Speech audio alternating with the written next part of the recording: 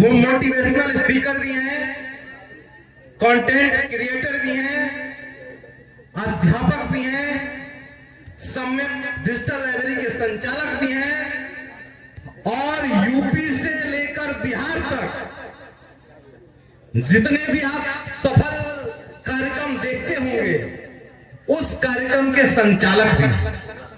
और उनके सामने मैं संचालन कर रहा हूं तो ऐसा लग रहा है जैसे सूरज के सामने दीपक दिखाई। जितनी बार सर को मैं सुनता हूं उतनी बार ऐसा लगता है कि इनसे कोई बेहतर नहीं है। सुकून जिसे कहते हैं अक्सर नहीं मिला, नींद नहीं मिली, बिस्तर नहीं मिला और इनके चेहरे की सारी चमक पसीने की है जनाब। इनके चेहरे की सारी चमक पसीने की है जनाब। मुझे तो सारे शहर में इनसे कोई बेहतर नहीं मिला। और तालियों के साथ, बड़ी तालियों के साथ बड़े वक्ता को बुलाइए। मैं चाहता हूं आदरणीय उदय नारायण सिंह सम्यक जी आए हम लोग के बीच।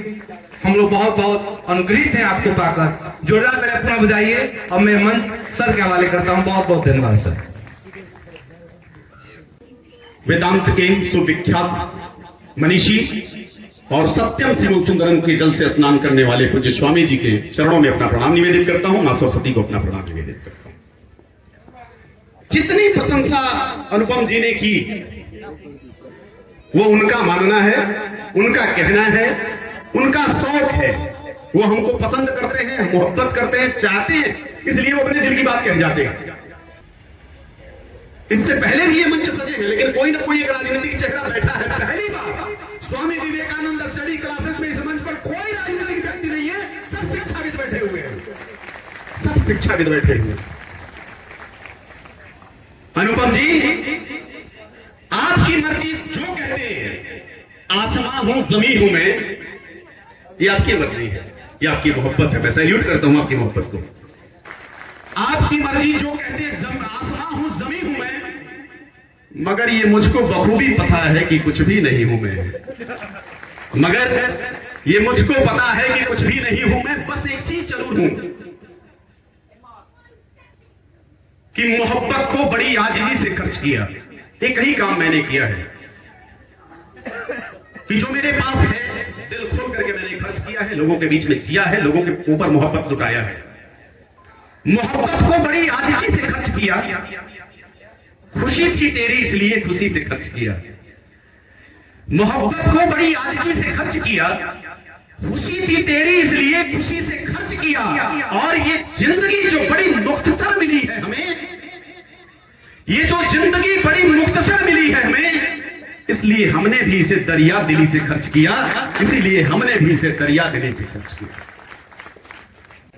इस खूबसूरत स्वरूप को सृजित करने वाले स्वामी विवेकानंद जी के अनन्य अनुयायी हमारे प्रिय छोटे भाई सौरभ कुशवाहा जी, अनीता जी जो अनुपम जी के कहने के अनुसार वो उनका स्थान लेने के लिए तैयार हैं। अनीता जी हम लोगों के पारिवारिक मेंबर हैं, विद्वान हैं और खुशी की बात यह है कि वो यही संस्था में पढ़ी और यही प्रवक्ता बनने के लिए तैयार है। यह बहुत बड़ी बात है।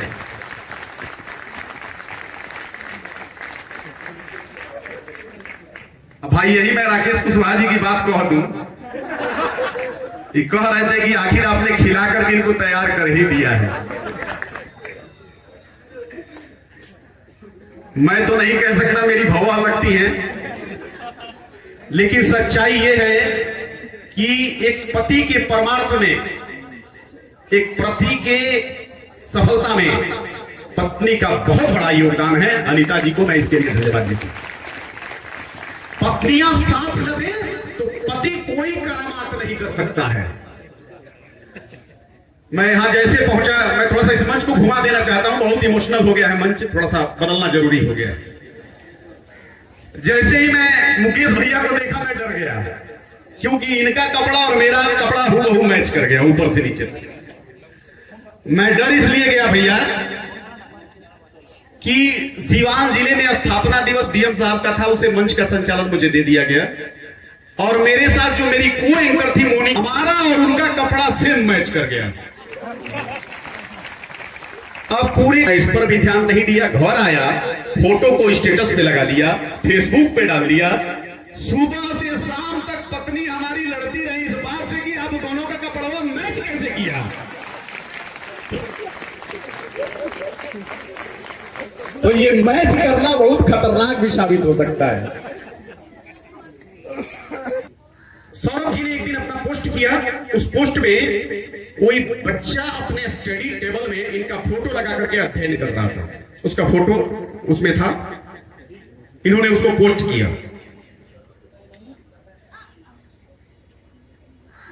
बड़ा अच्छा लगा कि कोई इतना सम्मान किसी गुरु को कर रहा है, दे रहा है। और सौरभ जी में वो व्यक्तित्व है। लेकिन सौरभ जी, मैं एक बहुत छोटी बात कह के आगे बढ़ता हूं। मैंने कमेंट किया था कि सौरभ जी एक तस्वीर मैंने अपने लाइब्रेरी के ऑफिस में भी लगा रखा है आपका, मैंने ये कमेंट में कहा। लेकिन कोई विद्यार्थी आपका स्टडी टेबल में आपका फोटो लगा ले, ये बड़ी बात नहीं है। कोई आपका चाहने वाला आपको अपने घर में किसी दीवार पर चिपका दे, ये बड़ी बात नहीं है। कोई उदय नारायण सिंह सम्यक अपने डिजिटल लाइब्रेरी में आपका तस्वीर लगा दे, ये भी बड़ी बात नहीं है। जो अपने मोहब्बतों का तस्वीर लोगों के दिलों में बनाया है, उसका कोई जवाब नहीं है। वो मेरा ये है कि कुमार विश्वास की एक कविता है कि इश्क भुला और जात खत्म। जब जहन में इश्क पैदा हो जाता है, मोहब्बत पैदा हो जाती है, तो जात पात, ऊंच नीच, छोटा बड़ा, अमीर गरीब, विद्वान अनपढ़, सारी मर्यादाएं समाप्त हो जाती है। राकेश भाई, इश्क भुला और जात खत्म, चांद निकला और रात खत्म। और सौरभ जी, रिश्ता विश्ता तुम जानो, तुम मेरे हो, बात खत्म। रिश्ता विश्ता तुम जानो, तुम मेरे हो, बात खत्म। आपकी एक पंक्ति को मैंने कोट किया, आपने लिखा था, जो बच्चों से अपील किया था, उसमें अंतिम लाइन लिखी थी कि यह देश समता का देश नहीं है, संतों का देश है, स्वामी विवेकानंद का देश है। मैं यहां से अपने विचार को बदलता हूं, यह देश समता का नहीं है, यह संतों का देश है, स्वामी विवेकानंद का देश है। उस स्वामी विवेकानंद का देश है जिनके केवल 5 शब्द पश्चिम के विद्वानों को झुका के रख दिया, नतमस्तक करा दिया। ये उस स्वामी विवेकानंद का देश है जिनकी केवल 5 शब्द ने पूरे पश्चिम को भारत का मुरीद बना दिया। ये उस स्वामी विवेकानंद का देश है जिसके केवल 5 शब्दों ने सूट बूट वाले पश्चिम के समस्त विद्वानों को भारत की सनातन संस्कृति के प्रति झुका दिया। मेरे प्यारे भाइयों और बहनों, केवल ये 5 शब्द सुनने के बाद उस धर्म संसद में अमेरिका के सरजमी पर 7,000 लोग 2.5 मिनट तालियां बजाने के लिए विवश हो गए। केवल 5 शब्द भारत के थे, और उन 5 शब्दों में थी भारत की सनातन संस्कृति, भारत की परंपरा, भारत की मर्यादा और भारत के अंतर्मन में निहित सर्वधर्म संभाव भाव की भावना। जितना आदर हिंदुस्तान में दूसरे धर्मों का होता है, उतना आदर पूरे विश्व में किसी धर्म का नहीं होता है। हिंदू, मुस्लिम, सिख, ईसाई सब आपस में भाई भाई कहने की हिम्मत और ताकत, कुव्वत केवल हिंदुस्तान के लोगों के बीच में है और किसी देश के किसी जनता के बीच में नहीं है जो ये कह सके कि सभी धर्म के लोग भाई हैं। क्योंकि उस धर्म संसद में भी सारे देशों के जो विद्वान थे, उन्होंने यही सिद्ध किया था कि हमारा धर्म बड़ा है, हमारा क्षेत्र बड़ा है, हमारी संस्कृति बड़ा है। लेकिन स्वामी विवेकानंद ने कहा, वसुधैव कुटुंबकम की भावना लेकर के हिंदुस्तान का सनातन धर्म संस्कृति चलता है। पूरा विश्व ही परिवार है, ना कोई बड़ा है ना कोई छोटा है, सभी समान है। और इस भावना के लिए आज आदरणीय डॉक्टर वेद प्रकाश तिवारी जी ने जिस बात को कहा है, मैंने थोड़ा सा उसको मजाक में ले लिया, क्योंकि थोड़ा सा माहौल मुझे बदलना था। लेकिन जो इन्होंने कहा है वही समाज में हो रहा है। आज हमारी बेटियां कहीं ना कहीं कट रही है, कहीं ना कहीं उनके जीवन को तबाह किया जा रहा है, कहीं ना कहीं उनके मर्यादाओं को लांछित करते हुए समाज में तिरस्कृत किया जा रहा है। और यह समाज का युवा वर्ग कर रहा है। ये समाज का वो युवा वर्ग कर रहा है जिसे सुभाष चंद्र बोस, आजाद, भगत सिंह के व्यक्तित्व से प्रेरणा लेने वाले लोग आज हिंदुस्तान में रोमियो जूलियट से प्रेरणा लेते हैं, आज लैला मजनू से प्रेरणा लेते हैं, आज सीधी फरहाद से प्रेरणा लेते हैं। आपका हीरो सलमान खान, आमिर खान, शाहरुख खान कतई नहीं हो सकता। आपका हीरो गोविंदा नहीं हो सकता। आपका हीरो स्वामी विवेकानंद है, क्योंकि आपके हीरो के भी हीरो स्वामी विवेकानंद ही। सुभाष चंद्र बोस ने लिखा था कि अगर स्वामी विवेकानंद जीवित होते तो मैं आज उनके चरणों में पड़ा होता। गुरुदेव रविंद्रनाथ टैगोर ने लिखा कि अगर भारत को समझना चाहते हो, भारत का दर्शन करना चाहते हो, भाई एक काम करो, केवल स्वामी विवेकानंद को पढ़ लो। धर्म संसद में उनके भाषण के बाद से अमेरिका के पत्रकार ने लिखा कि यहां बहुत सारे विद्वान थे जिनके बहुत सारी बातें यहां अच्छी लगी, लेकिन भारत का एक युवा सन्यासी जब बोला तो उसके सामने सभी फीके पड़ गए, सभी बौना साबित हो गए। महात्मा गांधी ने अपने लेख में लिखा कि जिस दिन मैंने स्वामी विवेकानंद को पढ़ा, भारत के प्रति भक्ति हमारी 100 गुना बढ़ गई। ये थे स्वामी विवेकानंद के व्यक्तित्व, जिन्हें आप आदर्श मानते हुए आगे बढ़ रहे हैं, इनके पदचिन्हों पर चलने के लिए उत्साहित रहते हैं। वो सारे लोग स्वामी विवेकानंद के पदों पर चल करके उत्साहित बढ़े हैं आगे और समाज को नई दिशा प्रदान की है। किसी ने कहा मुझसे कि उन्हें भैया ये तो केवल आप लोग जाते हैं तो हिंदू धर्म का बखान करते हैं। स्वामी विवेकानंद जी ने केवल हिंदू धर्म के उत्थान के लिए उनका योगदान रहा, बाकी किस चीज के लिए योगदान रहा मैं आज इस मंच से कह रहा हूं। ब्रिटिश साहित्यकारों ने अपने साहित्य में लिखा है कि 1897 के बाद जितने भी हिंदुस्तानी क्रांतिकारी और स्वतंत्रता संग्राम सेनानी पुलिस द्वारा पकड़े गए, उनके पैकेट में, उनकी किताबों में, उनकी डायरी में स्वामी विवेकानंद का फोटो, उनका तस्वीर मिला है। यानी कि केवल उनका सनातन धर्म में योगदान नहीं बल्कि राष्ट्र धर्म में भी बहुत बड़ा योगदान था, क्योंकि जितने भी लड़ाए हुए, जिन्होंने अपनी आजादी के लिए अपनी आहुति दी, सबने स्वामी विवेकानंद को अपना आदर्श मान करके इसके देश के लिए लड़ा और आजाद कराया। 1893 के धर्म संसद सम्मेलन में 1.5 महीना पहले स्वामी विवेकानंद जी वहां पहुंचे थे, और आपको पता है अश्लील के साथ जो व्यवहार उस समय चल रहा था पूरे विश्व में, वहां पर लोग जहां भी गए उनको अपमानित किया गया, उनको तिरस्कृत किया गया, उन्हें गलत गलत शब्दों से आभूषित किया गया। लोगों ने कहा ब्लैक इंडियन गेट आउट, जहां जाते यही सुनते। लेकिन जब वो मंच पे गया और उन्होंने कहा कि मैं अमेरिका के भाई बहनों का आभारी हूं कि उन्होंने जितने उत्साह और ऊर्जा के साथ मेरा स्वागत सम्मान किया है, मैं इसका जीवन भर ऋणी रहूंगा, तो इस बात के लिए पूरा अमेरिका ने अपना मस्तक झुका दिया स्वामी विवेकानंद के सामने। हम उस हिंदुस्तान में रहने वाले लोग हैं ना सर, जहां गालियां सुन के भी गुणगान किया जाता है, जहां जहर पान कर भी अमृत दान दिया जाता है। हम भगवान शिव के वंशज हैं, हम भगवान बुद्ध के परंपराओं को जीने वाले लोग हैं, जो कभी युद्ध नहीं देता, जो जब भी देता है तो बुद्ध ही देता है, उस परंपरा को मानने वाले लोग।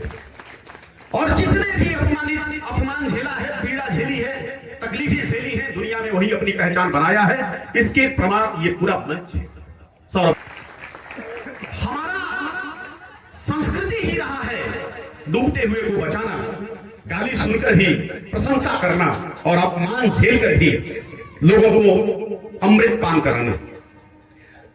हम लोगों ने बचपन में कहानी सुनी थी, सुमन सर आप जानते हैं कि एक साधु बाबा गंगा जी में स्नान कर रहे थे, एक बिच्छू उसमें डूब रहा था, और जब भी डूब जाता, जब देखते बाबा कि ये मर जाएगा तो उसे बाहर निकालने का प्रयास करते। जैसे ही पानी में हाथ लगाकर उसे ऊपर निकालने का प्रयास करते कि वो डंक मार देता, फिर हाथ साधु बाबा छिड़क देते और फिर पानी में गिर जाता, फिर देखते कि मर जाएगा, फिर हाथ लगाते, बचाते, फिर वो डंक मारता। ये बार बार प्रक्रिया होती रही। ये दृश्य उनका एक शिष्य किनारे बैठ करके देख रहा था। उन्होंने कहा कि बाबा जी पागल हो गए हैं क्या? अरे आपका हाथ लहूलुहान हो गया है, जब भी आप इसको बचाने का प्रयास करते हैं ये आपको डंक मार देता है, आप इसको छोड़ क्यों नहीं देते कि ये मर जाए? साधु बाबा ने कहा कि इतना छोटा जीव होकर ये अपने मारने के स्वभाव को नहीं छोड़ रहा है, तो हम सृष्टि के सर्वोत्तम कृति इसको बचाने का स्वभाव कैसे छोड़ दें। उसी संस्कृति के हम पोषक हैं, उसी संस्कृति के हम पालन करता हैं। और जख्मों ने क्या दिया है इस दुनिया को, आपको इन चंद पंक्तियों के माध्यम से बता रहा हूं, ध्यान आकृष्ट करते हुए। किसी सामान्य से सिद्धार्थ को गौतम बना डाला, किसी सामान्य से सिद्धार्थ को गौतम बना डाला, साहस संयम से जिसने उसको सर्वोत्तम बना डाला। और ये पीड़ा आग है इसी तपे मानव बने कंचन, पुरुष थे राम पीड़ाओं ने पुरुषोत्तम बना डाला, पुरुष थे राम पीड़ाओं ने पुरुषोत्तम बना डाला। जितने जख्म, जितने दर्द, जितनी पीड़ा हिंदुस्तान ने झेली है, जितने अपमान झेला है, उसके बाद भी पूरे विश्व को सम्मान देने में अगर सबसे कोई अग्रणी है तो उसका नाम हिंदुस्तान है। वो हमारी गौरवशाली नदी है, वो यहाँ की ऋषि परंपरा है। संघर्षों का नूतन इतिहास रहा है, पत्थर मोम सरीखा पिघला और बहा है। मैं सबसे कह रहा हूं, संघर्षों का नूतन इतिहास रहा है, पत्थर मोम सरीखा पिघला और बहा है। क्यों अवसाद ग्रस्त हो जीवन परिवर्तन है, क्यों अवसाद ग्रस्त हो जीवन परिवर्तन है। वही रहा है जिंदा जिसने घाव सहा है, वही रहा है जिंदा जिसने घाव सहा है। युवाओं का देश 65% आबादी लेकर के पूरे विश्व में सबसे ही नौजवानी हिंदुस्तान को आह्लादित कर रही है। पिछले 2500 वर्षों में हमने युवाओं को केवल लड़ते देखा है, हमने पिछले 2500 वर्षों में केवल युवाओं को खून बहाते देखा है, हमने पिछले 2500 वर्षों में नौजवानी को केवल कत्लेआम करते देखा है। लेकिन धन्य है आज का हिंदुस्तान कि स्वामी विवेकानंद से प्रेरणा लेकर के वो खून नहीं बहाता, वो रंगरेलियां नहीं करता, वो कत्लेआम नहीं करता, बल्कि जीवन बचाने के लिए रक्तदान करता है और समाज को जीवन देता है। इस जवानी को मैं नमन करता हूं। अंत चार पंक्तियां अपने मित्रों को, इन नौजवानों को, जैसा कि अनुपम सिंह राजपूत ने कहा कि मोटिवेशनल स्पीकर के रूप में मेरा पहचान है, यहाँ ऐसा कुछ है नहीं, लेकिन मैं वही करता हूं जो मेरे पास है, उसको बांटता रहता हूं। तो मैं इन बच्चों को, जवानों को और ऊर्जा से ओत-प्रोत भारत के भविष्य को ये चार पंक्तियां समर्पित करते हुए अपनी बात खत्म करता हूं कि नहीं मिलता है साहिल मत मिले मझधार में रहना, नहीं मिलता है साहिल मत मिले मझधार में रहना, घटाओं की तरह छाए हुए अखबार में रहना, और यही दुनिया किसी दिन देखना सर पर बिठाएगी, मगर ये शर्त है कि तुम इसी रफ्तार में रहना, मगर ये शर्त है कि तुम इसी रफ्तार में रहना। मैं आप सभी का अभिवादन, स्वागत, सम्मान करते हुए आप सभी को धन्यवाद देता हूं, और ये भारत माता की बहुत बहुत धन्यवाद।